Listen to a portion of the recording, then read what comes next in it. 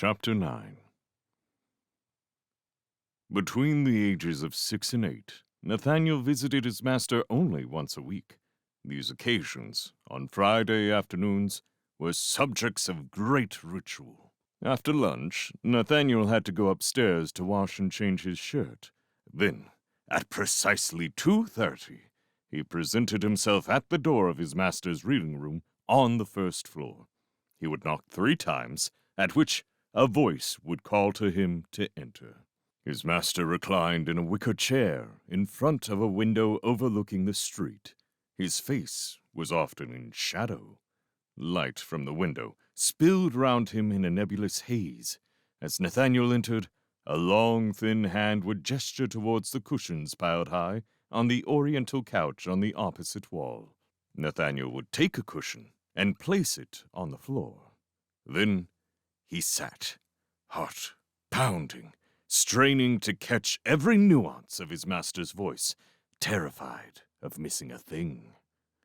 In the early years, the magician usually contented himself with questioning the boy about his studies, inviting him to discuss vectors, algebra, or the principles of probability, asking him to describe briefly the history of Prague or recount, in French, the key events of the Crusades.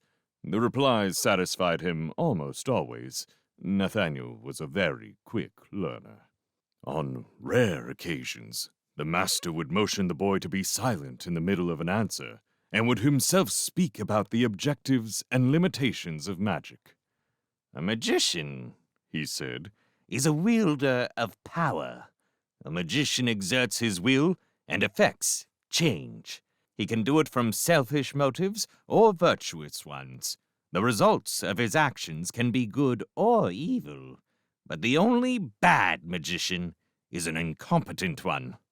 "What is the definition of incompetence, boy?"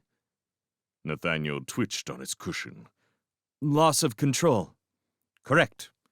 Providing the magician remains in control of the forces he has set to work, he remains... What does he remain?" Nathaniel rocked back and forth. The 3 S's, boy. The 3 S's. Use your head." "Safe, secret, strong, sir." "Correct. What is the great secret?" "Spirits, sir." "Demons, boy. Call them as they are. What must one never forget?"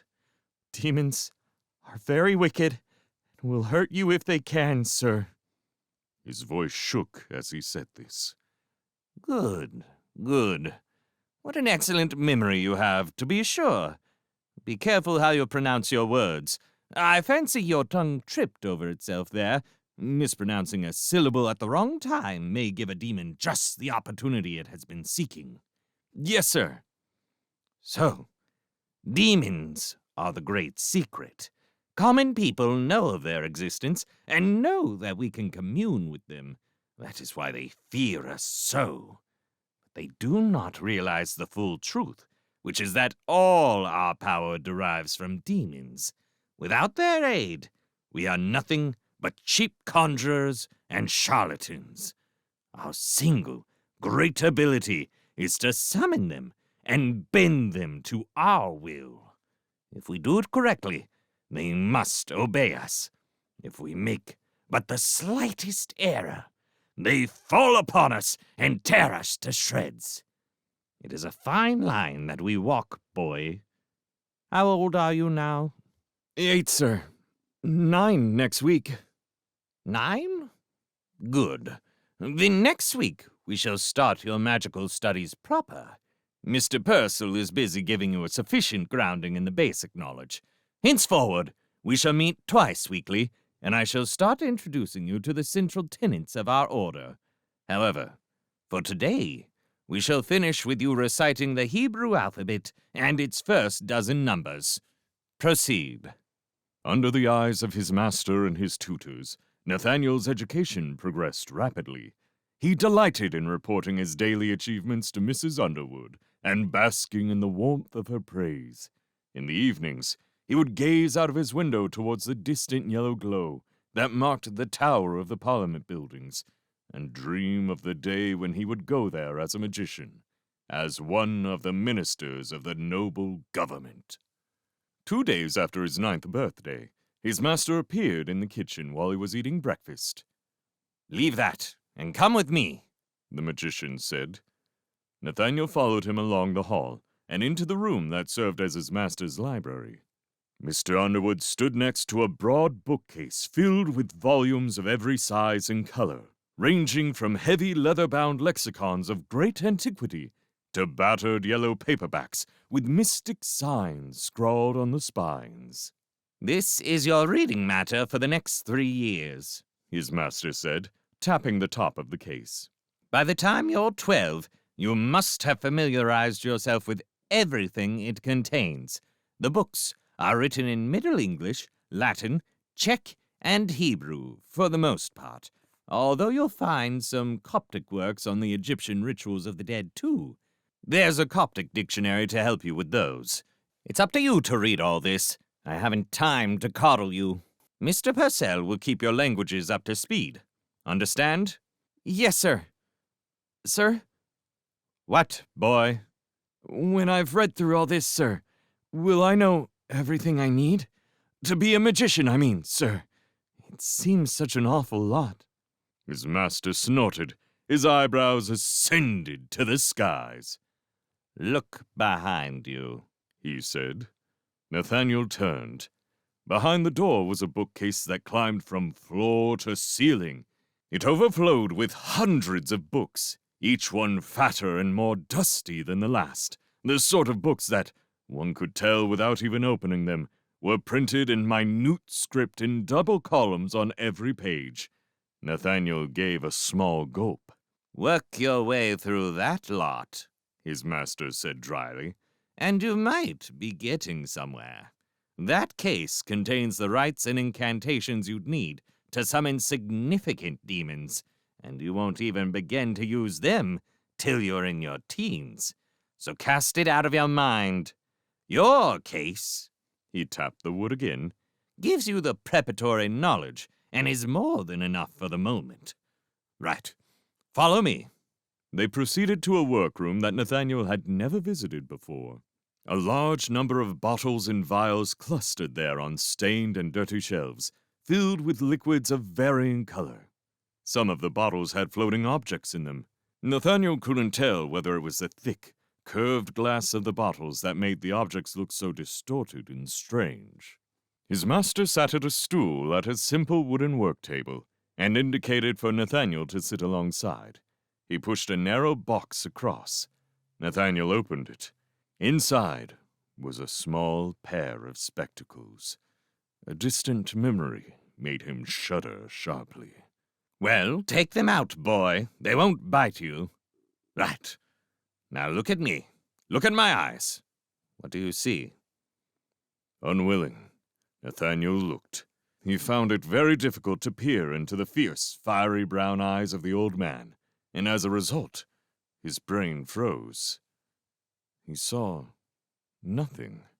"Well?" I'm sorry. I don't... "Look around my irises. See anything there?" Um... "Oh, you dolt!" His master gave a cry of frustration and pulled down the skin below one eye, revealing its red underbelly. "Can't you see it? A lens, boy. A contact lens. Around the middle of my eye. See it?" Desperately, Nathaniel looked again, and this time he did see a faint circular rim, thin as a pencil line around the iris, sealing it in. "Yes, sir," he said eagerly. "Yes, I see it." "About time."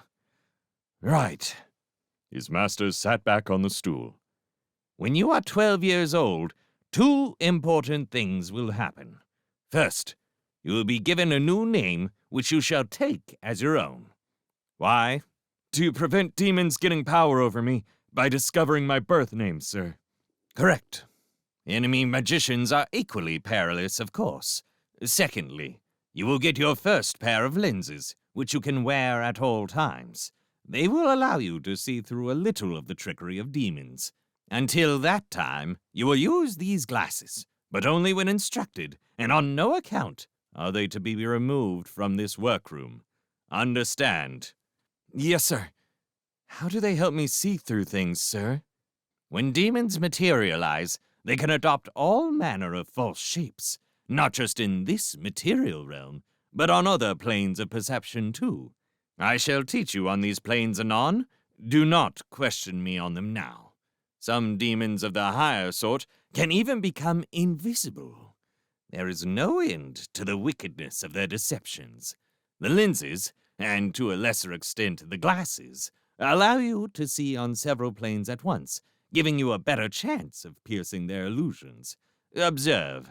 Nathaniel's master reached over to a crowded shelf behind him and selected a large glass bottle that was sealed with cork and wax.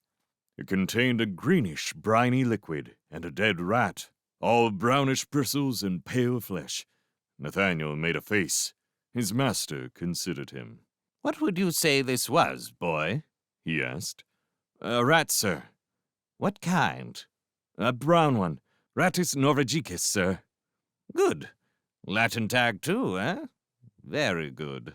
Completely wrong, but good nevertheless. It isn't a rat at all. Put on your glasses and look again. Nathaniel did as he was told. The spectacles felt cold and heavy on his nose. He peered through the filmy pebble glass, taking a moment or two to focus. When the bottle swam into view, he gasped. The rat was gone. In its place was a small black and red creature with a spongy face, beetle's wings, and a concertina-shaped underside. The creature's eyes were open and bore an aggrieved expression. Nathaniel took the spectacles off and looked again. The brown rat floated in the pickling fluid. Gosh, he said. His master grunted. A scarlet vexation, caught and bottled by the Medical Institute of Lincoln's Inn. A minor imp, but a notable spreader of pestilence. It can only create the illusion of the rat on the material plane. On the others, its true essence is revealed. Is it dead, sir? Nathaniel asked. Dead? I should think so. If not, it'll certainly be angry. It's been in that jar for at least 50 years. I inherited it from my old master. He returned the bottle to the shelf. You see, boy, he went on, even the least powerful demons are vicious, dangerous, and evasive. One cannot withdraw one's guard for a moment. Observe this. From behind a Bunsen burner, he drew a rectangular glass box that seemed to have no lid. 6 minute creatures buzzed within it, ceaselessly butting against the walls of their prison. From a distance, they seemed like insects. As they drew closer, Nathaniel observed that they had rather too many legs for this to be so. These mites, his master said, are possibly the lowest form of demon, scarcely any intelligence to speak of. You do not require spectacles to see their true form. Yet, even these are a menace until properly controlled. Notice those orange stings beneath their tails. They create exquisitely painful swellings on the victim's body, far worse than bees or hornets. An admirable method of chastising someone, be it a gnawing rival or disobedient pupil. Nathaniel watched the furious little mites bunting their heads against the glass. He nodded vigorously. Yes, sir. Vicious little things. His master pushed the box away. Yet, all they need are the proper words of command, and they will obey any instruction. They thus demonstrate, on the smallest scale, the principle of our craft. We have dangerous tools that we must control. We shall now begin learning how to protect ourselves. Nathaniel soon found that it would be a long time before he was allowed to wield the tools himself. He had lessons with his master in the workroom twice a week, and for months he did nothing except take notes. He was taught the principles of pentacles and the art of runes. He learned the appropriate rites of purification that magicians had to observe before summoning could take place. He was set to work with mortar and pestle to pound out mixtures of incense that would encourage demons or keep unwanted ones away. He cut candles into varying sizes and arranged them in a host of different patterns. And not once did his master summon anything. Impatient for progress, in his spare time Nathaniel devoured the books in the library case. He impressed Mr. Purcell with his omnivorous appetite for knowledge. He worked with great vigor in Miss Lutyens' drawing lessons, applying his skill to the pentacles he now traced under the beady eye of his master. And all this time, the spectacles gathered dust on the workroom shelf. Miss Lutyens was the only person to whom he confided his frustrations. Patience, She told him. patience is the prime virtue. If you hurry, you will fail. And failure is painful. You must always relax and concentrate on the task in hand. Now, if you're ready, I want you to sketch that again, but this time with a blindfold. 6 months into his training, Nathaniel observed a summoning for the first time. To his deep annoyance, he took no active part. His master drew the pentacles, including a secondary one for Nathaniel to stand in. Nathaniel was not even allowed to light the candles, and, what was worse, he was told to leave the spectacles behind.